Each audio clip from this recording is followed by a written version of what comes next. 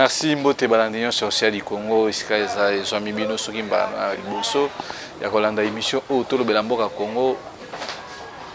On y a tika la moi il tourne on a tweet au s'abonner massivement et puis au partager émission et ça peut d'une manière où participer pour que non émission na bino chaîne na biso et ça l'appelle parmi ba chaîne obo et ça plus suivi na monde entier. Yangwana les autres ça na isengwa kokuta na bino pona ko solo la poto lobela. Nini ezoleka na Congo pe nini ezoleka na linga malamu te oyo bobisika mama aussi apesa biso espace pour na kosala ba analyse pour na sensibiliser ba ndeko pour na kosala éveil pour que ba congolais o basana na distraction ba lamuka pour na koyeba makambo oyo bo eza koleka na kati ya mboka na biso RDC Congo Kinshasa ndeto yisaki bino bomona ki na mikolelekaki monsieur Félix akendaki na Angola bisika oyo boy bakana ko solo ayena ndeko na Paul Kagame par rapport ya makambo eza koleka na est mais tout se rendre compte que non rencontre eux là qui prévu bakuta le 13 le 14 na Luanda eza repoussé vu que président Eduardo Santos ya Angola akufaki ndito ebité sur dans les prochains jours que compromis ni bakozwa décision ni bakozwa par rapport ya makambo wana mais obiso to yebi que non jusqu'à preuve du contraire Bunagana eza toujours prise en otage et pas il y a M23 oyo boy basa ko occuper mboka na biso d'une manière illégale. Alors na bisa bino ba photo moko na zwa ki yango na source sûre tant aux ba reportage à MONUSCO na Congo ça jusqu'à copier mboka na biso bande ko bazo mona on dirait biso to ko sala maseki lundi chef o atali ba soda ya MONUSCO na Kinshasa pas madame Bitu Keita mais après bon basa ba grade na bango Kobenga général na bango bakutana kine basoda M23 parce que ça la tenue militaire moko boganda banda pour tango à l'époque ba série wana ba 2000 je crois tenue wana la mali société mais tenue wana ndé ako koma dotation ba koma kopesa ba M23 nango bazolo atana ba photo bazo seka bazo mela ba champagne tandis que o ya biso mboka isa kokufa na kati wana pe to mona 15 soit disant certain sur ce makenga soki mutu mo ba jara ndé wana za impression akoma mutu wana te. Pour vous dire que MONUSCO est complice dans ma cabozo le Canada Est tellement bango mutu bazana moi biso to pe mal sur ça te parce que si je me souviens encore na ba année écoulée gouvernement congolais aura décision ko kata biso ko kata relation entre biso na MONUSCO mais bon mona bande ko na biso IDPS basala trouble awa boye que MONUSCO ko kendete MONUSCO ko salawana parce que bitumba est ici là il faut MONUSCO à Zalawan mais tu se rendre compte que MONUSCO a na Congo plus de 20 ans bazo futa bango budget ya 1 milliard de dollars américains futa batuwana musala basala na Congo et banaka te tu ba biloko abo to kondimila batu o ndenge et puis ba M23 bozo mona que non basoda MONUSCO ndé batu bazo kena ko doter ba tenue ba munitions et puis parmi les M23, les gens militaires qui ont eu de pêche. Comme on a ceux qui ont vérifié, et quoi alors, bien, il y a une déclaration. Alors, bien, sûr, on a déjà collaboré. Collaborer, ça veut dire que nous avons une relation depuis très longtemps. Papa était qui a vie. Tant papa était à Koufi, Félix Aye, tu as collaboré déjà dans Bango parce que Félix Aye, ma cambre, M23, oh, boy, le haut Moutouana. A lobby yango a dénoncer yango donc je pense que biso tant ozaki na ba lutte obo pour que Kabila kende Félix na politique na bango ya UDPS bazaki déjà contact na ba rebelle wana ba mouvement M23 donc le peuple congolais ko sala étonné te ti bozo mona wana bino na est bozo kufa koto bo Félix na baninga na ba osa biyenga parce que ici le pourquoi Timbo Swalobaki que non sortez dans les groupes armés ba yebi que non ba groupes armés zawana isa ba congolais baza na kati régime oyo baza na kati ba tu ya DJ mairie ba au gradé na ba baza na kati ndelelo obo mona ki Jean-Marc Kabunda kana commission mbela pe kozwa oyo ayebi espace carré minier na Katanga donc mboka eza na désordre moko tungulu tongolo alors na climat ya boue bato baso la mukape baso banini fachibe mukwato mbolo be et puis par après bono ba bino baza mitema mabe na Félix biso to za mitema mabe par rapport à Félix poto gagner et là mon côté to za mutema mabe na parce que bisika komi wana ezaki bisika na été mutema mabe na ngana kuko que la peut-être monsieur Félix et Chilombo Jida de la nation ils apprennent le contexte ndengwana po andimi kokende collaborer na ba Rwandais na ba M23 na lelo obwe bozo mona ti lelo nde nazo ebisa bino Bunagana ils pas ba M23 ba ça entretenir na ba MONUSCO na ba Félix na Paul Kagame ba yebi comédie ba osali sabiso makambo ya minembe to suka na ngo wapi pour vous dire que makambo zotambo na mboka obo ndenge bato bazo mona te ndenge biso tozo comprendre ndenge tozo mona yango bo mona no to lobela mboka Congo plus que to lobelaka ba homme politique. Où est-ce trahison pour na mboka mobimba? Où est-ce trahison? Comment est-il possible na mboka bato bazo kufa boy et puis l'état aza on dirait azalité. Koto boy ba tchekula nyonso viva na viva. On a monoko na bango diplomatie zo sala. Diplomatie zo sala bato bazo kufa na est. Quelques jours passés à Batumbi banda kwa batu plus de 8 maisons incendiées na Butu. Alors moi je me réveille et je me pose des questions. Si réellement biso ba congolais tous na conscience moko normal. Le quoi de pays miso comme ko comprendre le 21e siècle. Ba lingi soute ba tika toujours ko ba vassaux, il y a ba leader politique, il y a ba leader politique, excuse.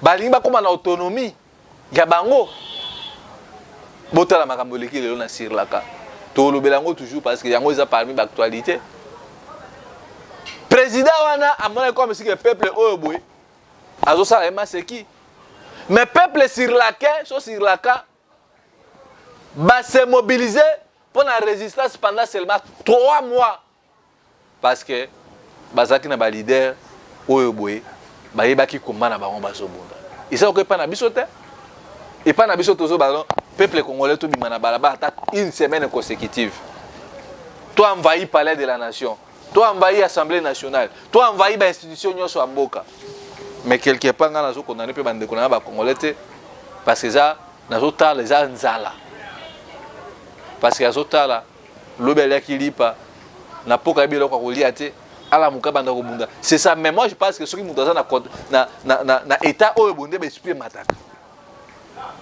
mais pas na biso ba congolais vous allez voir les pasteurs ba prophètes banani misusu baza ko endormi peuple congolais au leto bundela mboka bazo ebisa bango errer les pauvres en esprit car les rois de ciel à partir errer les pauvres en esprit bato bazo souffrir bato bazangi mai pour réalité banzela yo se kufi mboka comme salité bino bozo banini errer les pauvres en esprit et puis bino bozo continuer ko croire na bilo moi je suis chrétien je crois na bi kenza mazali mais na contexte biso doza nango oyo le mal est tellement profond il faut tout ça quelque chose pour na mboka biso le obo moi makambo zo le kana na kati ya union sacrée ça ne marche pas là-bas ba oyo nga ko bisa biso peuple congolais vérité te batina Vital Kamerhe baza na guerre pour botter la dimension bato baza mité mabe comment est-ce que mutuba ozala na ba à travers ma ministère plus de 15 mais il veut toujours azalawana pour intérêt à bana nae pour intérêt à famille nae pour intérêt na bisa bino aboy bata tia bande konae ba cousin ba nièce nae na CNSS les longues guerres sont opposées entre Kamerhe na Vital na Bati Lukwebo pourquoi parce que bolanda ki dango Kamerhe abimaki alobaki yango patika akoloba toujours je suis le partenaire privilégié des chefs de l'État. Ce pouvoir si je sais comment est-ce que nous avons ces pouvoirs. Donc besoin de ça awa bo soki to sala attention te nazo le loko bo comment c'est qui ba to bo pesa nga raison muke peut-être. Vous allez voir guerre à Batina Vital Kamerhe za bazo wele la primature ou la transition.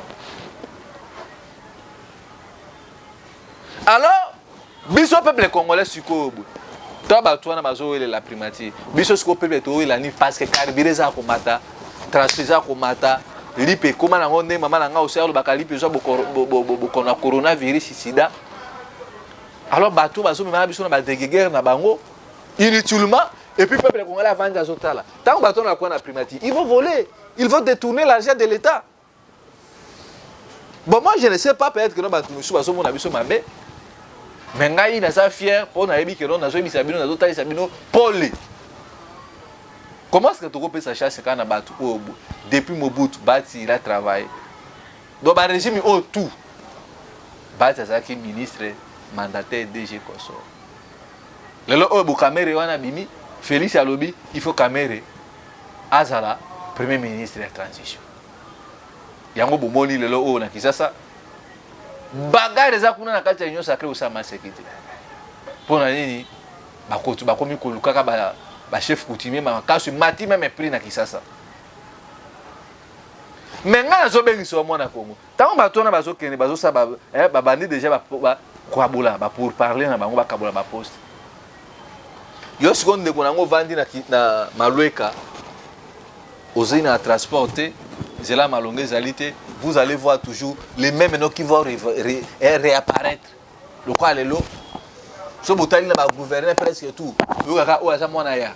O bossa ambassadeur mwana ya Christophe Muzungu. Wana zaki. C'est ça. Donc on a Congo, et ça le ko la bato on a déjà de basala ba dessiner carte. Isa ka génération ba généalogie na bango bana bango ba komaka biso ko continuer toujours ko tabesikaye na bango.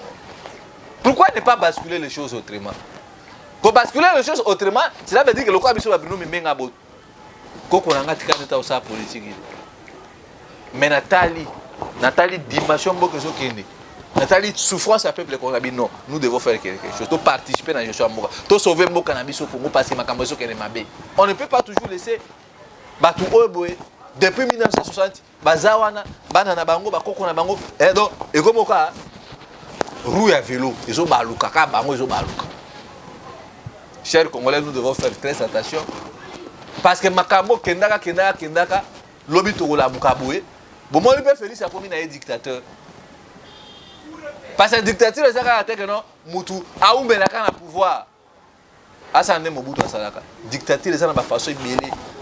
Dictateur ça que non mbongo ezate mbongo zo mona na te transfert le commis passé ça fait dictature tracasserie na balabala on appelle ça dictature a violation même be ko likonza mboko na biso et ça fait dictature mais bande ko belé comme ah dictature ça que non afani na pouvoir so boma batu non dictature changer la façon Félix à cause à la wana mais ta dictateur. Alors moi j'évite que to comme ça Félix c'est dictature. Moi c'est que moi je veux bande ko na ba congolais. Félix ne mérite pas pour la président RDC. Ce pays, ils ont mérité batu obo, bazan esprit amour, patriotisme, mais d'abord liboso. Peuple en a besoin. Peuple en a besoin mai. Président Yassir Laka Kimenini. Pour transport mati, carburant mati. Il a osé faire, qui s'est fait. Akimi, à quoi battre ma place moi. Population bi, il faut démissionner. À quel aéroport international na bango ba bengani ne na kati aéroport na armée jusqu'à ce que le ko la ba to ma bazana te ba zué na jet privé ya armée de ba memaki ba ko na Maldives et ça ba mboka miké mais pourquoi toi ba mboka na miké so se soulever et autres éléments pourquoi pas chez nous les Congolais tout ça déjà tout ça bestoma na biso kona na nzala to mela quand même pas miliki ya miliki. Mais bozo croire kaka. Moi j'ai le cesse de le dire ici. Élection à Congo au moment où c'est l'élection à césarienne. Nous avons fait 3 élections coup KO. Volontaires peuple à respecter. Pourquoi ne pas changer de donne? Tant que solo bakeno Poutine a soutenir biso. Poutine a quoi garder bolali ka bola Poutine a quoi soutenir biso soki rapport de force c'est ça mis dans cela balabala. Dans cela soulèvement populaire 2 mois consécutifs. Parce que là, Poutine a pour la mettre à peuple russe. Poutine déjà déclenché à l'objet de Alaska. Alaska est une ville, État qu'on a quatre États-Unis. Parce que Russie, dans les États-Unis, parce que la frontière, dans les Rwanda, tout ça, la frontière. Mais parce que la Russie, ça a musique, non.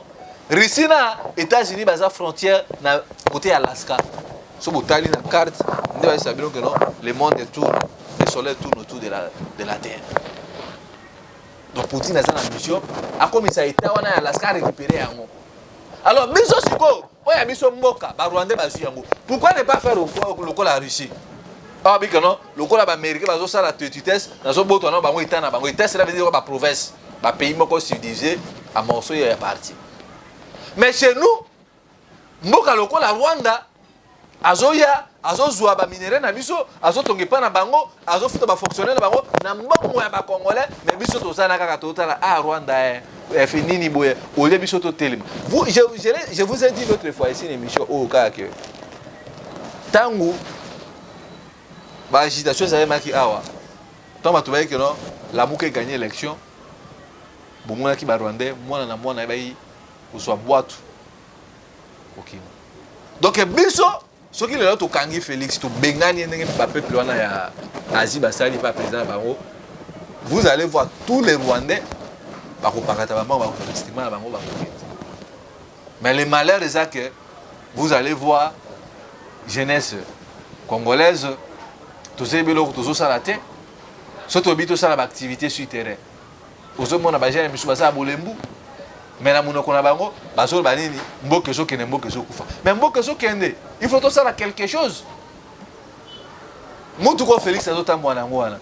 Tant que Félix a qui opposition, Félix a qui n'a mon tout quoi n'até. Et puis c'est là qui disent que non, eh bon ya, tu soutenir Félix, et tout ça, nous sommes soutenir traité à la République. Mouto me même sur Rwandais le oh boy, ba Rwandais ba comme ça qui canaille na Congo. Et ça Félix Tshisekedi, yena de Kulaï Kagame na Kabila.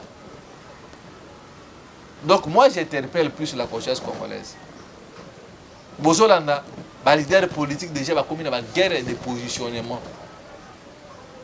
Pour bayebi que ceux qui bakien élection ba misusu ba ko bimate ba misusu ba ko se retrouver ndengo no moni lokola bazo sala ballon d'essai pour na mona que seni abimisa ki ba litani oya ye ba mibe kwa chekuna bile bozo sala mibe kuna bile bo bibisi bon koto bo sala peuple bo me katasho ya peuple est-ce que peuple moi zandeli peuple congolais pour ça la distraction na seni bazo me maka biso timbo ko sutuka ka boyo no ah token na glissement et pas continuer na gouvernement ya concertation nationale na ko lingate muto benga téléphone ngai po botianga mal à l'aise que ndeko Bruno makambo tanga bana ko likana ozala ki wapi. Moi je parle ici comme prophète bolingi na simba bible na bana ko sambela batu na bana ko sakola ko ba prophète balabala po bondi makambo na bisabino eza bongo. Alors tango wa okena dialogue ya 3 à 4 imaginez tu vas condamner nani yo pourquoi tu yo parce que pouvoir est sili mandat Félix est sili. Et aussi là en 2023, alors biso congolais siko le peuple congolais tout tellement pour que non ne mandat les aussi d'abord on a sur dialogue tu papa na bino ba tout bozana ba schéma dialogue allez boki ne no libanda là 3 mois mengabi 3 mois ça na sirlaka mais moi je vais seulement 2 mois na Congo bande ko mbudi bobimi bande ko ya changu babimi bande ko ya Kisenso Bumbu Selemba o Maluku tobima na balabala quoi mais toujours souffrir, mais le Congolais na mboka te, peuple africain na mboka otala. Vous croyez que ngambo ko Bruno na kobi malaba pendant qui Misa Félix? Non. Juste nous ba éclairer. Tout ça ko ba Jeanne d'Arc na ba maman océan. To lobby peuple to sang sa force. To bi malaba, to attaquer. C'est ça. Mais quand vous voulez dire que non, découvrir moi seul na olonga te. Yango bozo mona toujours conscientiser ba chaîne nyonso. Pour que nos boya se joindre na biso to continuer combat ya balabala combat on est ça là que non les politiciens doivent respecter la volonté du peuple combat on est ça là que non ceux qui mutoyi bimbongo à l'état place de sa prison le obo moi ba projet non c'est ça li le quoi ba bi que ba aucune transition o ko mutu non sakoya pona ko s'enrichir ba créer projet ya 145 territoires.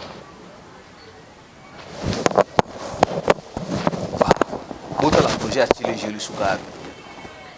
Avant besoin ça le processus. Bon attamer projet à 145 territoires. Il a fallu d'abord que ça nous évaluation. Bon ba que non projet à Chile Gelu et Soukaki wapi. To gagner nini? Bon que continue combien na projet na banzele to gagner combien? C'est ça avant na projet misous. Donc comme si misous na système quoi ça qui est pas Kabila. Ba obimisa chate o babandi allez pour batiki yango inachevé nyonso na pona nini mbongo aleta ebimaka batu mo baso s'enrichir et puis peuple congolais azo continuer ka ko couvrir na misère et na angle wana osomona batu toujours continuer ka ko demeurer na même situation. Projet 145 territoires Vital Kamerhe biba pesa yango on ça ko loka batu te na moi makasi nzambe. Comment est-il possible Moutou va passer un projet à 100 jours. Il n'a pas réussi. Mais à peine, justice, surtout quoi quitter Kamerhe. On les a sur justice n'a pas. Justice obi, Kamere makirate na maboko. Kamere maboko pembe. Kamere abimi na prison, abinga sa partenaire privilégié à Félix, il faut dans ministère, il faut dans primature et puis na gérer nanu avant to ko na gouvernement de transition, bo pesa nga projet ya 145 territoires. Oza ko zoba batu, oza ko finga batu. Mais boye ba yango que mboka oyo boye, soki to sali sursaut patriotique té. Dans la révolution populaire, dans la révolution brusque brutale. Tout la carte internet bato ba tala mboka tala nini boye et koso voici machin. Mais moi je crois ndenge tout ça ko conscientiser congolais nyonso bisiko zali parce que makambu obotozo lo bango les gens nous prennent comme si makambo to lo bango boye non makambo tozo lo bango boye ils ont danger même pour la biso ba Congolais. Congolais à diaspora batambola qui font na kosenga aide pas ya Russie. Oui. Mais biso to linga bino boza diaspora bozo attaquer biso pe na kini tozo attaquer. Bota la plus de 10 millions de Congolais na Kinshasa mais capable surtout bien ici d'activité, il y a comme ça même état 5000 personnes à Balaba, voire même état 500 personnes. Alors vous pensez que Kolobana biso ndengo est suffisant? Nous devons parler et puis to ba ça malobana biso na ba acte. Yango koto on a peut-être tout ça là ka effort surtout bien ici activité to bimisa bande kuna balabala to tambla pour revendiquer ba droit na biso si ça ko benga na batu obo il faut to benga na bango mais koto kuna peuple congolais so comprendre té au moins na batu bandi komela masanga tongoti 23h ce qui balembi makamba masanga bandi makamba ba futilité à musique mais au même moment c'est déjà là bazo tonga. Le roi Jean-Marc Kaboun a dit au salle de presse le 18 lundi prochain. Il va nous dire quoi? Ce qui procède Jean-Marc Kaboun doit dire que les Congolais zananu ay bisabiso ndenge nini ya komaki millionnaire ndenge nini mbongo azwela ki yango po atonga ba villa atonga ba stade obo atongi yango kisasa mobimba. Et puis bisabiso pouvoir à Félix est-ce que izwa maki na lolenge nini? Pourtant on ba vérité, point de presse de vérité. Ou nous ça ba distraction. Parce que nous sommes au monde on a Félix a préparé déjà ma cambo na batunae. Baso beta koto boy, koto baso tini ka pion na bango, koto bo. Pour beaucoup monde kaka d'ici 2023 na ba février, beaucoup na ba date. Félix a commencé concertation nationale. La concertation nationale wana mutu nyonso a okota na gouvernement wana. Au boy au vandi. Parce que oeza selon la source on a vu Félix a appelé sa batu nyonso chance. Ba ko zo mbomo. Parce que transition qu'on met les gros attend. Donc on a besoin de 3 à 4 ans pour que non, les leaders politiques va se positionner, va négocier. Pour l'élection, eux qui ils ont encore que non moi na maire, yo ko sota de député, yo ko no ko za ba poste boy, yo ko no ko za ministère boy. C'est ça carte na bango des ali et puis Félix Aoussa nini. Et puis que deuxième mandat na eza sûr. Pour bino nyonso bokoti na kati ya gouvernement. Ce qu'on a ngo ko sala contre parce que biso ba bino mbenga tela ba moi aussi. Il faut préparer jeunesse. Les gens ne veulent pas nous encadrer. Mais moi, on a bien ici pour vous dire que cette diplomatie à Félix, c'est une diplomatie morte. Yo suko muto so savait pas balibane. Ozo futa mate. Tu bien ici en marche pour na koyebisa que non ngonge belemi botala ka air ni. Parce que tu kali na 15 mois. Boye bila déjà est repoussani alors to kolinga yesu te ba bêtise wana to cautionner yango ndenge zalaki na 2016 ndenge Kabila trichaki Félix fait tricher pour na a continuer mission na yena ba Rwanda cop na bango oyo boye ba sololaki ndenge ba yokani que non il faut Félix apesa bango Nord Kivu na Sud Kivu. Tout ça très attention to fungola miso parce que biso to so bengisa mutu na mutu azo pas la responsabilité na ye. Bambonge bungi a ebele. IGF wana fungoli banquette na ye na ministère de la culture. $500,000 ebungi na oka na concert a wenge na concert a wenge. Bula faka kabo. Ole batala makambo za priorité est ba ozo kambongo bazo boka ka ngoka na mukopeka. na ba prison soki na ba prison bato bazo souffrir banzele zate na Kinshasa mais tozo comprendre te soki bandeko na biso bazomona makambo o ou be bazomona yango te projet 145 territoires mbongo bima déjà 25 territoires mbongo wana eliama ekendaka sa suite pona nini peuple congolais asoka hotelema te tokobandaka vivre lamentation bato wana baza sa pitié bakotikalaka jamais kokela biso peuple mawa lokola biso peuple toza na obligation ya kotelema lokola bajeune ya Mali bajeune na Tunisie ndenge batelemaka parce bamonaki non trop c'est trop bato oyo boye il faut bakende. Alors biso toza na toujours na sensibilisation, je crois les 19 ceux qui autres luka ekoki nous allons débuter notre activité à partir de Tchao. Pour nous avertir déjà, non, pas de question, nous voulons un vent nouveau, nous voulons du changement à Katiamboka.